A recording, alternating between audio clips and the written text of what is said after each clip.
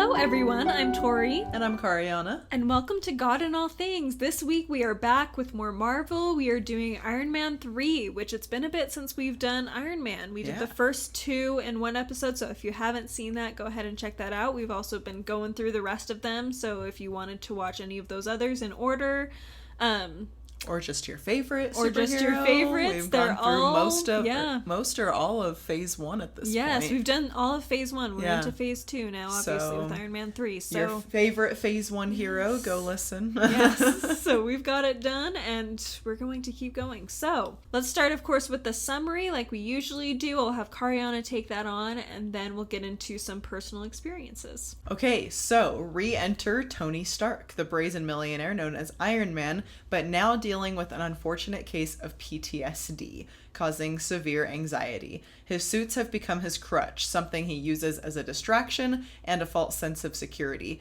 until an attack from the past catches up with him, leaving him in a more vulnerable position than he has been in for a while. To overcome this particular adversary, he will have to rely on help from some unexpected sources in unexpected ways. Well done, as ever. Great.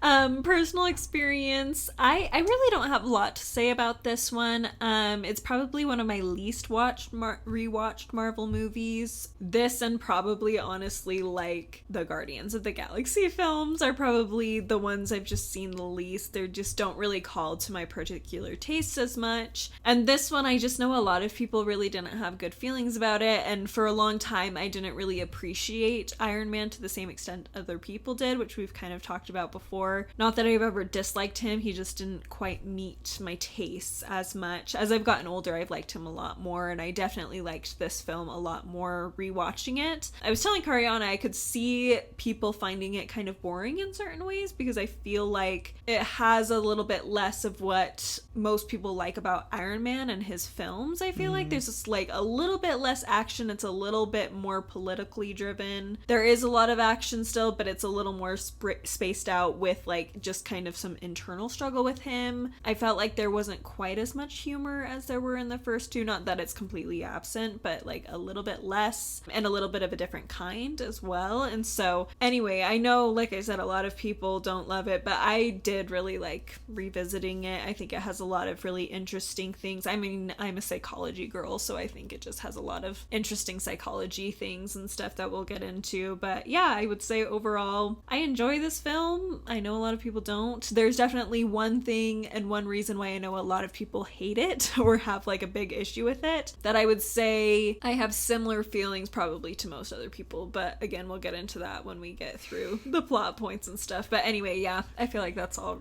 I really have to say. Yeah, I can only guess what you're talking about. I have a guess, yes. but I don't know for sure what you're talking about. You're honestly probably okay. Right about what your guess is. Yeah, so, I mean, same here. I think I only watched it once when it came out, and I don't think I've ever revisited it until now, so it was interesting to go back and rewatch it. I said in our last Iron Man discussion pretty much the reasons why I didn't like this movie as a teenager. I've never liked it, and it's because he blows up the suits at the end, and I blame it all on Pepper Potts. Yes. And it's the reason I've hated Pepper for all of these years. I'm like, how can she say that she actually loves him when she just wants him to change and all of this stuff? And then rewatching it as an adult, I was like, he really needed to get rid of those suits. It was a lot more complicated that dude, yes, he's struggling so much. He is not okay. I did not recognize as a kid like all of the things going on with him, and the fact that they are so much of a crutch to him, and that he's really not being healthy and not being safe, and that he needs to change some things. And I always thought it was so dumb, because he literally just like goes back to being Iron Man. But understanding more of it's not like he's giving up being Iron Man necessarily. He just has to recognize like who he is versus what the suits are and what part they play in his life, and come to a better balance for his own emotional and physical health. Yes, absolutely. So I did appreciate it a lot more, and really appreciate it, actually, the part that Pepper plays in, not, I don't know if you can call her supportive necessarily, but like in being what he needs her to be, Yes. you know, which maybe that, you know, if she shouldn't be supportive, then that's the part that she plays, and it's pretty spectacular what she is for him. So yeah. Great. So mine Pariana changed. respects Pepper a little bit more. I do. She's perfect for him, actually. Yeah. I've like really switched, like watching it to, I'm like, oh yeah, like actually doesn't deserve her. Like, if we're being really honest. Wow.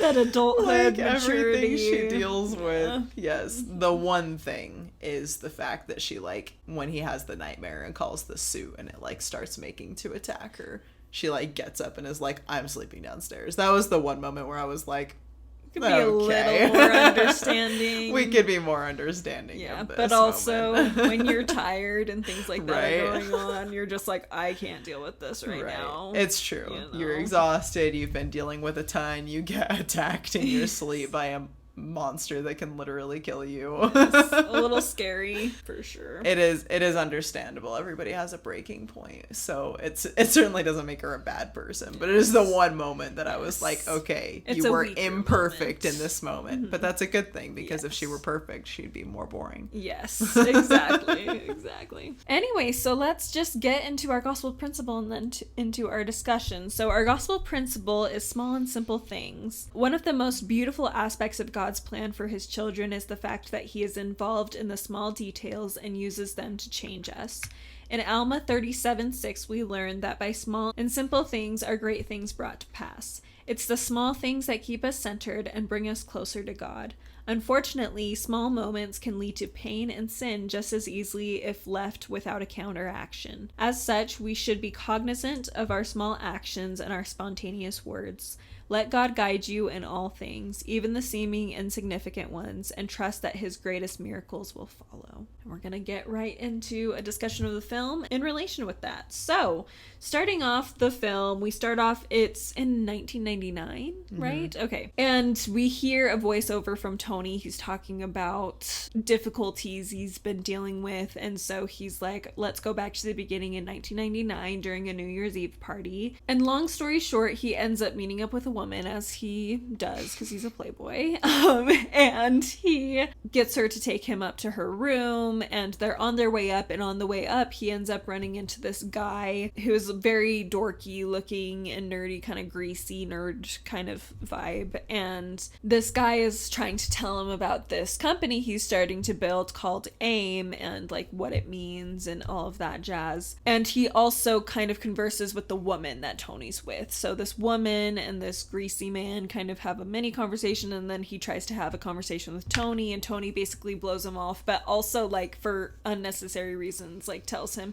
oh, you know, I'll meet you on the roof. Like, instead of just like brushing him off, he like promises something he knows he's not going to actually do. And so then he ends up going up to the room with the girl, and she kind of shows off some of her recent genetic biology type stuff that she's been working on that has this particular glitch which comes into play later, where when it basically is looking at ways to have things regenerate, like limbs and things basically. And so she's starting with plants, and like if you break up off a branch, having that just immediately grow back. But when this happens, it ends up blowing up the plant, like whatever, there's some sort of glitch in the mutation that she's working on that makes it do that. So anyway, they sleep together, and then he kind of just ditches her, and he leaves her like with an equation that will help her with her project and stuff. Anyway, so then we flash forward. So that's a big kind of very key moment when we're talking about small and simple things. Like, those were a lot of small little things that end up leading to the big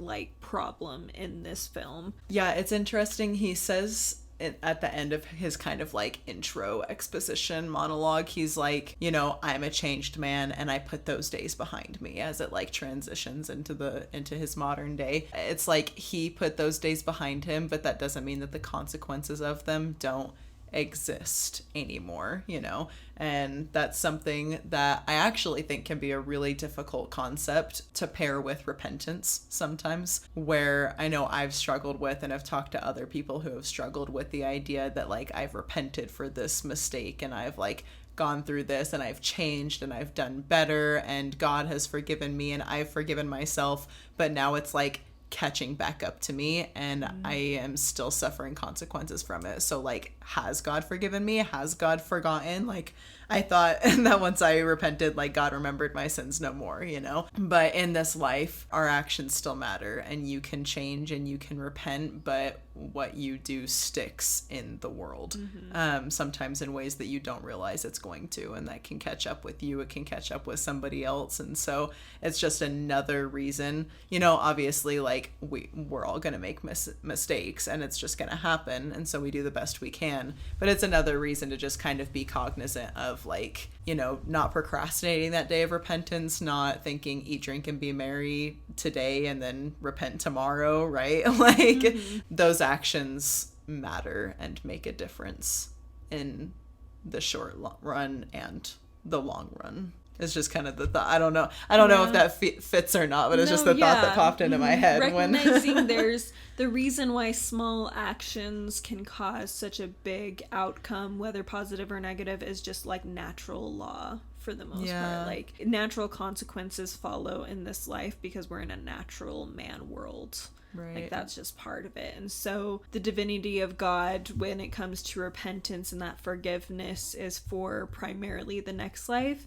and it may save us from some heartache here as well, for sure, but it's not going to save us from all of it. And so we'll continue to see how these natural consequences follow Tony after he's already been through even the events of the Avengers, where he was very self-sacrificial and like did really, really good things and is really changing as a person. Like we, even with like Pepper and stuff, compared to this other woman that he was with and how he mistreated her, and now he's treating Pepper better. It's still a work in progress, but like he's much more committed and treating her like a person and not like she's just something to be played with. So as we flash forward, we enter more the modern day and we see very quickly that Tony is not doing okay. So we start off watching him build a new suit that will just kind of fly to him and just come on him. It's like computers chips in his arm. Like hated it was everything really nasty. about that. Yeah, really gross. So that in and of itself is like, okay, he's kind of being reckless and risky with what he's doing.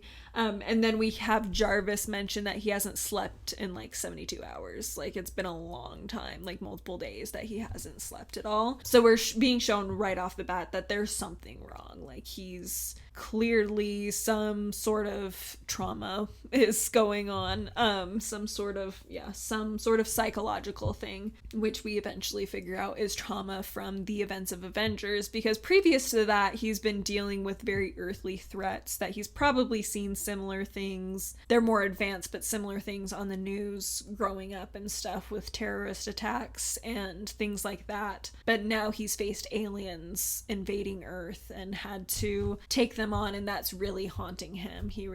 It just is going beyond anything he would have expected for himself and anything he's been able to handle before. So this is something that continues to go throughout the story. But in the meantime, we're introduced to the Mandarin, who is a figure who continuously is popping into the airwaves of the United States and leaving a message that he is blowing up places as acts of terror. And he's really scary.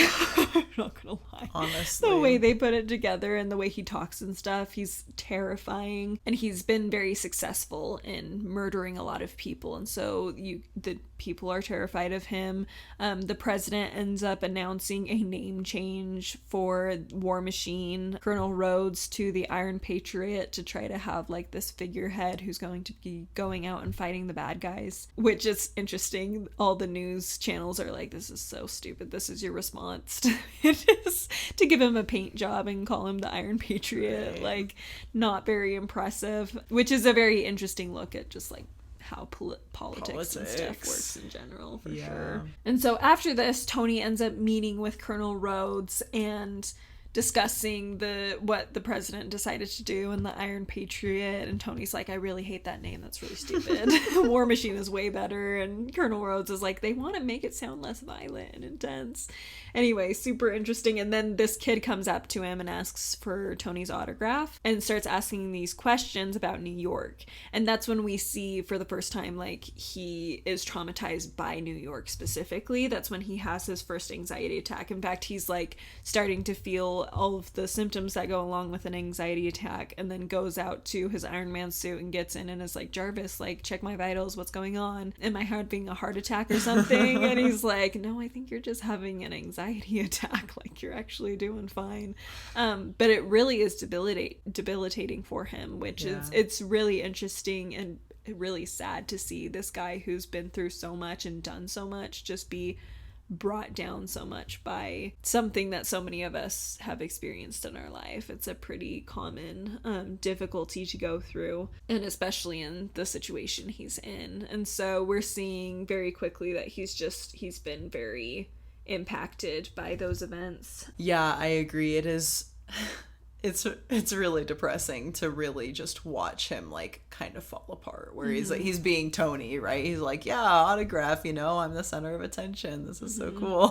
Yeah. And then just kind of start to freak out, and then it actually shows for a second on this little girl's drawing that he's signing. He asks for her name, and he has written this little speech bubble that says, Aaron, help me, on it. Oh, I didn't even Did you notice miss that. That's so sad. I don't, it's just for like a split second on there that it shows it, and I was like, oh, that's like so, oh my gosh, that's horrible. And it's also interesting because it's the first time that we like really get a clear image of the suits like as a crutch for him. Like, obviously he's been working on the suits this entire time, and he's obsessed with the suits, so like we can see that. But as soon as he starts to feel in danger, as soon as his mind starts to panic and freak out, he's in that suit, right? And starts asking Jarvis for help, so it makes sense, right? It's justified, like, oh well, Jarvis can scan his vital signs. But I think there still is something to him like jumping into that like protective layer. And then it's also interesting in our theme of small and simple things, and how, I mean, the natural opposite being the fact that we oftentimes tend to complicate the gospel, right? And lots of other things. I think it's interesting that he does ask Jarvis, like, check my vital signs. Am I having a heart attack? Am I dying right now? Am I in danger? He goes to these like really extreme conclusions, and is getting this like complicated bodily analysis and all this stuff. And Jarvis is like, it's anxiety. You know, like, it's this really, really simple, psychologically complex, the way that trauma affects our brains, of course, but it's this, no, you feel stressed out, and you're just stressed out. That's what you're feeling. And he just jumps to all of he's like, something crazy must be happening. And Jarvis kind of reminds him, like, no, you just calm down, you know. I don't mean to like simplify like, you know, the severity that can be an anxiety attack, but you know what I mean. Yes. Like, he's expecting some like specifically life-threatening situation, and it's less than that. Yeah, it's kind of like when we're like, oh my gosh, I must have done something horribly wrong, and that's why I'm not being blessed this way. Or oh my gosh, I must like have some sort of weakness, or God's mad at me or whatever. And God's like, you're just in mortal life. Like, really? The answer is actually, you're just experiencing mortality. Like, that is usually the answer, especially when we're doing our best and keeping our covenants. The majority of the time, our issues are just coming from the fact that we're here. And he's like, calm down. You're already doing it right. Okay. Just keep going. You'll be okay. Just those small steps, those little things that you can do. So I guess going forward a little bit more, while Tony's off doing this, having this conversation with Colonel Rhodes, Pepper is meeting with Killian. What's his first name? I can't remember. Aldrich. Aldrich. Nice. Nice. No wonder I didn't remember. Aldrich Killian, who is the greasy-haired guy from 1999. Now not so greasy. Yes. Now he's cleaned himself up. He's looking great. Honestly, he looks very similar to the guy in the second film, like the bad guy. Anyway, I was like, oh, it's definitely, like, it's a different guy, but, like, they have a very similar kind of like, look to them and, like, style. Anyway, so I thought it was kind of interesting. But anyway, yes, he's there trying to make a deal with Pepper, with Stark's company, to be funded, basically, for his project to be funded. And the he same still project. Yes, it's more advanced, but yes. this AIM and it's company. used information from the woman. I wish I remember her name. Maya Hansen is her name. The girl that Tony was with in 1999 as well has joined up, which we don't quite know that yet, but like he kind of hints at similar, like the regenerative if you quality. were paying attention to her research, you can pick up on the fact that they've joined up. Yeah, that most and she was likely- showing more interest in him too back in 99, and he gave her his card, and I think that's what Tony wrote on the back of was that card. So there's like the connections enough that you could probably guess can put it there's together. a strong chance that that's what's going on. Anyway, but apparently too, Pepper had been asked out multiple times by this Aldrich Killian guy, so she goes into this meeting being like, ugh, gross, I don't want to do this, and then sees him and is like, okay, well, you've cleaned up like we talked about. Anyway, so he kind of talks about what his project is, and she ends up saying there's potential warfare uses for this. It could be used as a weapon, and that's really not what Tony's about these days. That's what we are trying to avoid, so we're gonna have to say no, which he of course is very upset and disappointed by, and we don't really know how upset until later. He starts off sounding pretty okay with it, but anyway, he leaves. Throughout all of this, Happy has been upgraded to the head of security for Stark Industries, and he's very intense about it. He takes it very seriously. Happy is one of those super well done characters where he's the kind of personality I would normally expect to really dislike, but he's just so well done. Yes, he's so endearing. And Jon Favreau he just plays him so well, so endearing that I'm like, okay, Happy, you can get away with it. Yes, we can handle you. So anyway, he's been very concerned, and he actually calls Tony and is like, hey, Pepper's talking to this Aldrich Killian guy, and like tries to go in the his jealousy brain route. and like getting him to pay attention, and Tony's like, I don't care, it's fine. And Happy doesn't know how to use his iPad, so he like can't like show what's happening or anything. He's like, Pepper's the best things that's ever happened to you. You should take more care of her and make sure she stays with you better, and da-da-da. Anyway, Tony's like, whatever, Happy, it's fine. So then Happy kind of does get this interest in Killian and this man that was with him, and ends up seeing the guy that was with him at the Chinese theater and approaches him and stuff. Anyway, one thing leads to another, and we see this dude blow up. It's very similar to the plant at the beginning. Thank you. So, thank you for that beautiful. Just to sum it up. That way with words is astounding. Anyway. You know what's funny? I hadn't connected the people blowing up to the plant glitch at the beginning until you said, like, we'll see this later on at the beginning. Really? Talking about her research, and I was like, it's the glitch. Yes, still the glitch. Hadn't thought about that. So they've cleaned it up a little bit thanks to Tony's equation, which we also find out later. But yes, so that's what's going on. Happy is in the mix of it, so he is seriously injured to the point where he goes unconscious and is not able to tell Tony or anybody what he saw. But he does kind of like point in a certain direction before he passes out, and specifically it's towards the set of military tags that were on the guy that blew up, who obviously is gone. He blew up.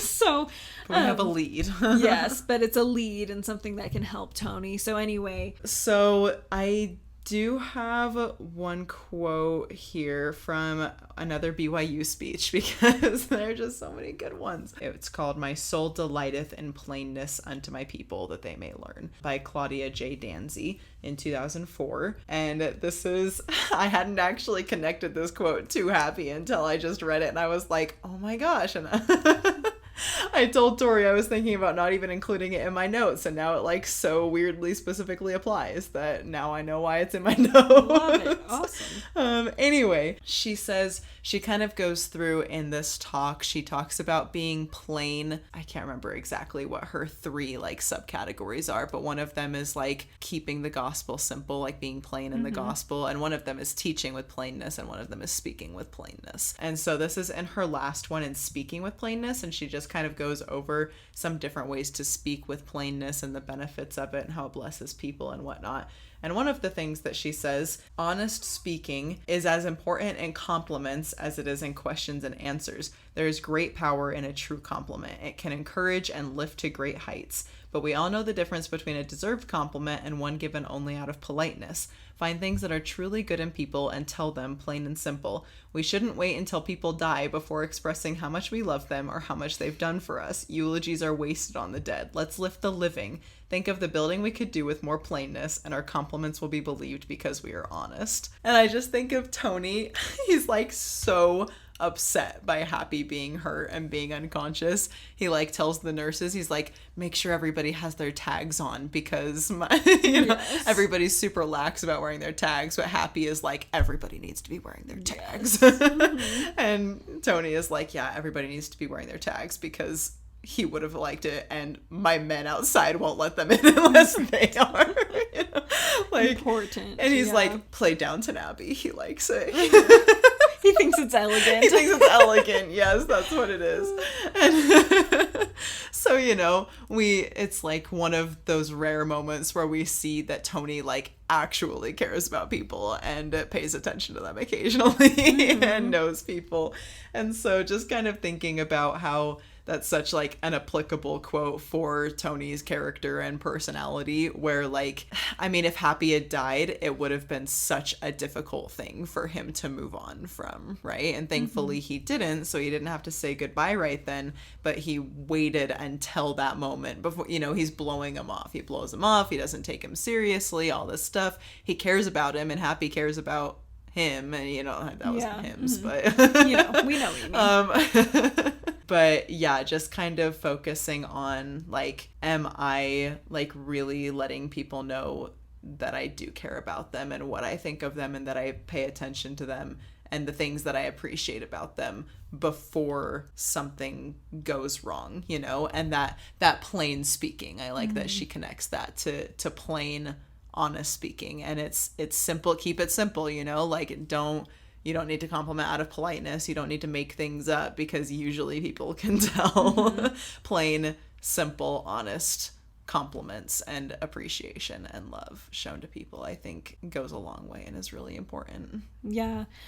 Building off of that, when you were first talking about bringing Happy into the like simplicity and stuff, I thought you were going to go in the direction of the fact that he did this simple gesture that made everything else in this film possible. Like he just took the moment, just felt like, I need to let Tony know somehow, but he knew he might not be able to say it. Yeah. And so he just like points over to it. He didn't have to point over to it, but just like following through. And I think sometimes there's like little gestures like that maybe pop into our mind like we should do. Obviously this is a very dramatic situation where his mind's going to be turned more towards like, how can I get information, yes, to this Tony. Is vital. Like, that's gonna be in his head, but it still is such a simple thing that he just felt like he should do, and he just went for it. He didn't overthink it. And I think that's a really great call to us and a reminder to us that part of the living the gospel in simplicity and appreciating the simple things is God tells us to do very simple things. Like we talk about Revelation, Elder Bednar talks about Revelation being most often like a cloudy day where you just see a few steps in front of you.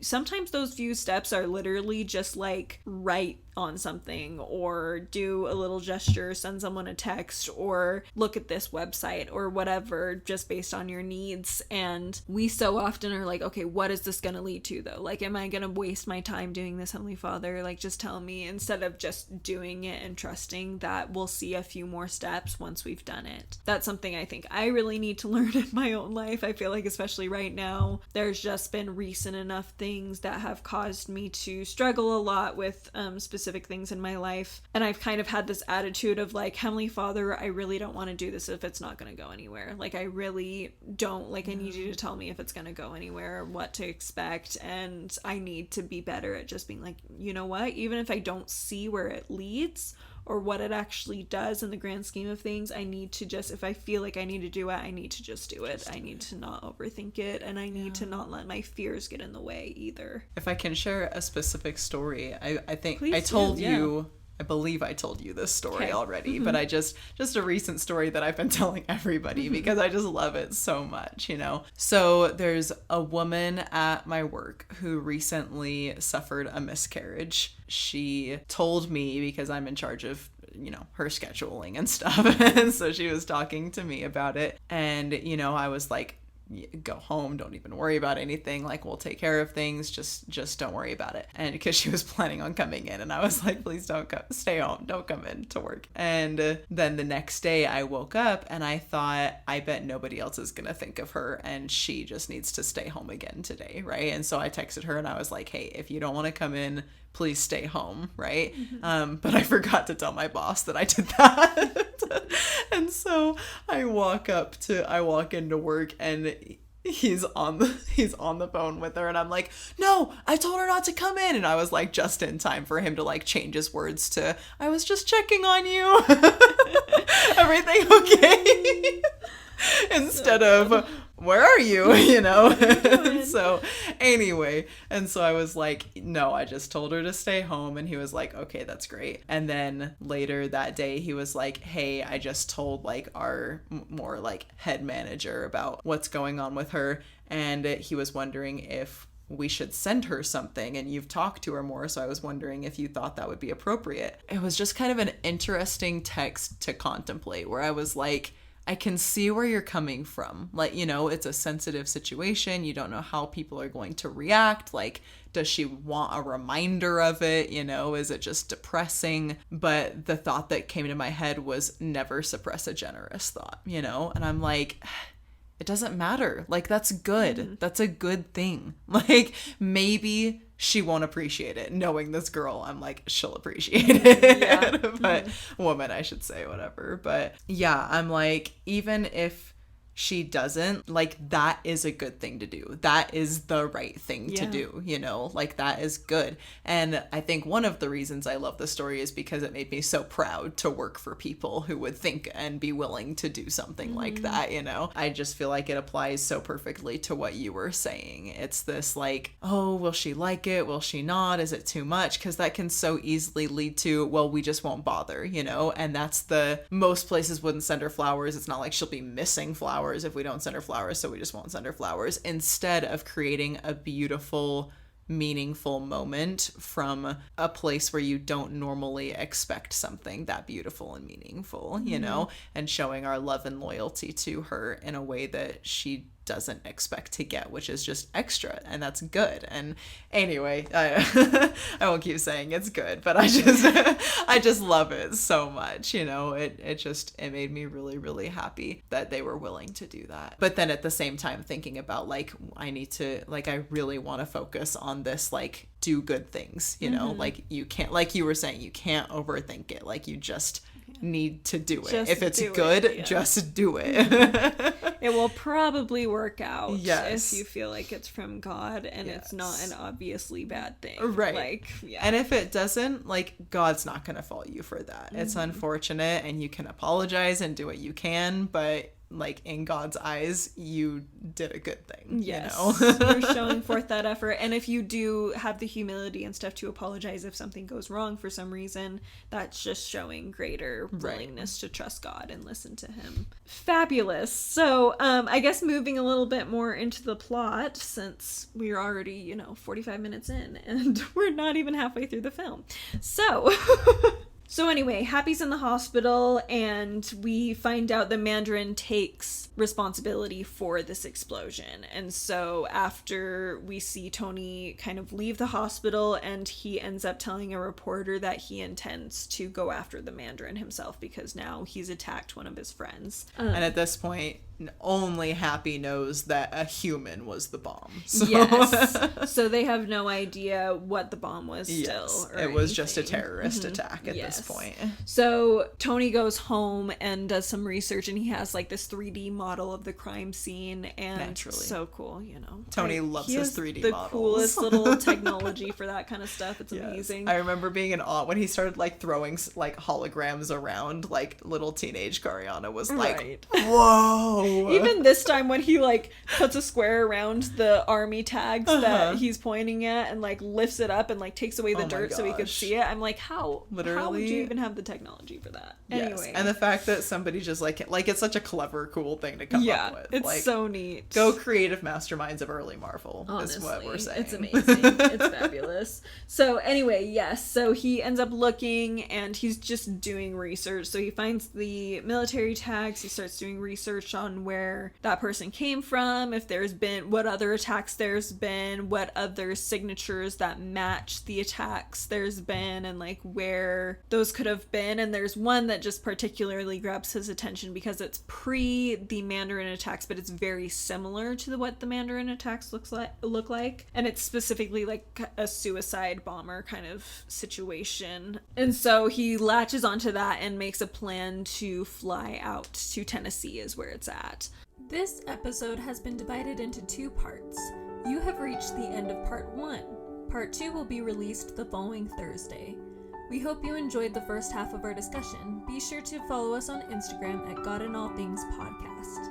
Additionally, if you are interested in seeing what Tori is currently reading, head over to her YouTube channel, Good Strong Words. Thank you again for listening. We hope you are having a wonderful day. Keep remembering to see God in all things, and we will see you next time.